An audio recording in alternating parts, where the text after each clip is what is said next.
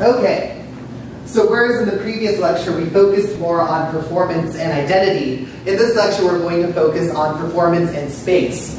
So three key issues that we'll be looking at is the distinction between public and private. Secondly is performance and space making. And thirdly is cultural memory in space.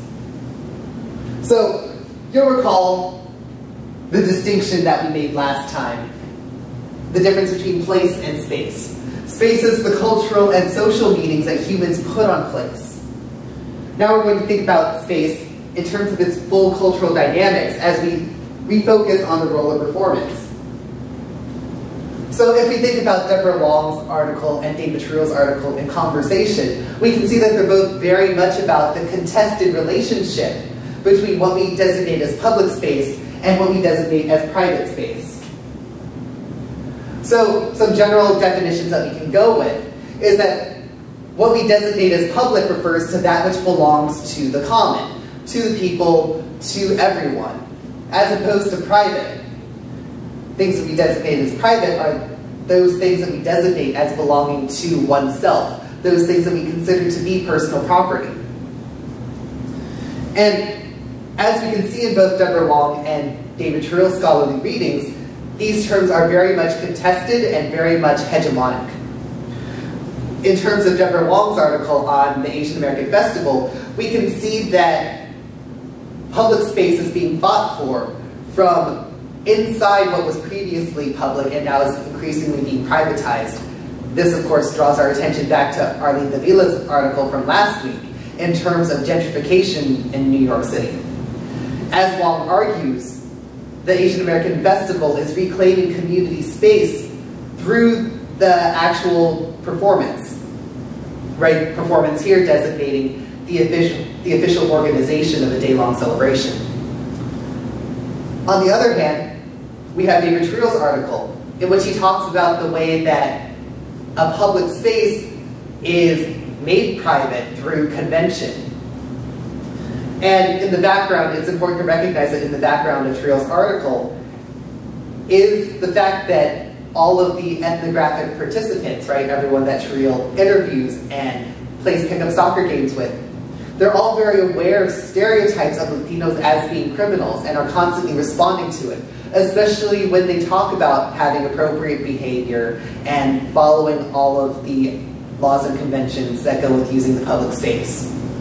So by thinking about Deborah Wong's reading and David Trieule's reading and Conversation, we can see this contested dynamic over what really is public as opposed to what through convention or through through norms or through redevelopment is made into private space. So what we can also get by thinking about Deborah Wong and David Trieule's articles and Conversation is the role of performance in making space, right? The way that the meanings that we put on place are hotly contested and oftentimes are refashioned through the way that we use them through our cultural performances. And of course, we're going back to our understanding of performance from last time. Performance as those embodied acts that take place in time and space, focusing on the material dimensions of culture and the material dimensions of space. So, with Wong, we're focusing on special performances and asking what impact do special events and community organizing, such as the 1995 and 1996 Asian American Festival in New York City, what sort of impact do those have on a community of people? In what ways can these sort of special events help us refashion community or make sense of what community means? She makes a provocative argument that Asian American resistance is itself a performance that exists only ephemerally within the space of that festival. And whereas Wong is on the far side of performance, talking about those specially quarantined spaces that are used for performance, Trieulle talks about those everyday performances. As we see in his ethnography, when he pays attention to all the different rituals and customs that happen in something as simple as a pickup soccer game, he talks about how in our everyday lives, performance is a significant way that we fashion and refashion who belongs and who doesn't belong, what's appropriate and what's not appropriate, and how we make our own spaces through these social interactions.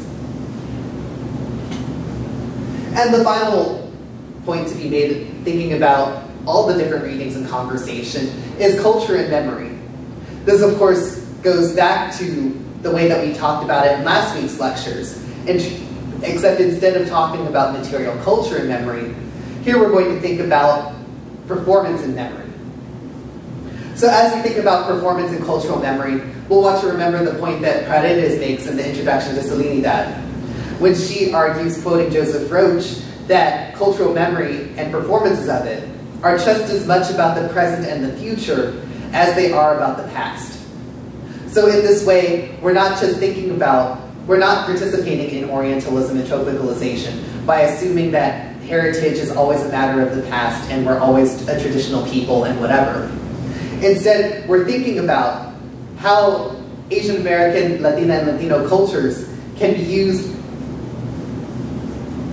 not just in terms of remembering and not just in terms of heritage, but how these are, in fact, dynamic performances, and how every act of remembering is not only just as much about forgetting, but is just as much about shaping what we want our future memory to be, right? So we're thinking about this sort of lifeline of a community and this lifeline of a culture that's not just always looking backwards, but is also simultaneously looking forward.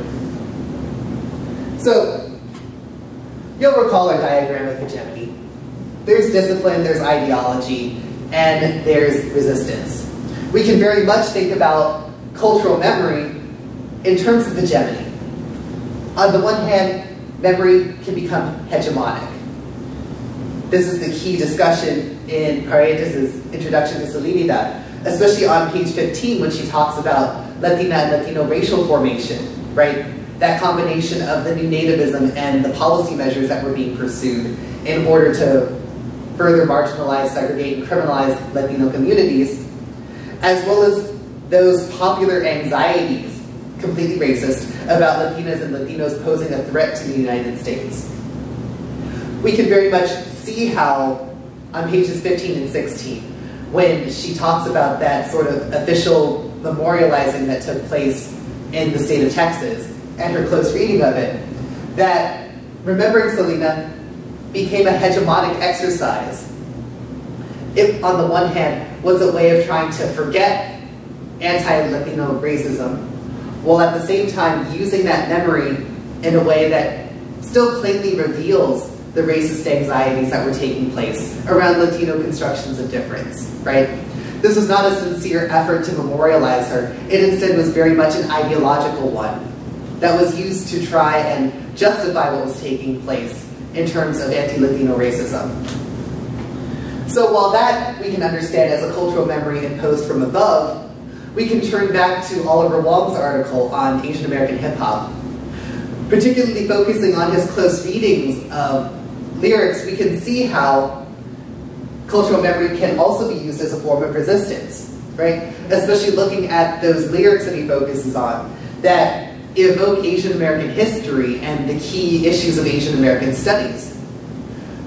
So, as we think about the way that Asian Americans, Latinas, and Latinos use culture as a form of cultural memory, or are used in larger cultural memories, we have to think about these dynamics of power. Who's constructing the memory, how's it being consumed, and for what purpose, right? Always drawing our attention to Hebel Payan and Romero's methodological distinctions between production, representation, and audience. And as we think about these issues of production, representation, and audience in terms of hegemony, we can then think about the way that cultural citizenship keeps on recurring through the scholarly readings as a key terrain of debate in Asian American, Latina, and Latino popular cultures. In keeping with the theme of this lecture, we can understand the nation as a space that is constantly being remade, but a space that is also constantly being policed.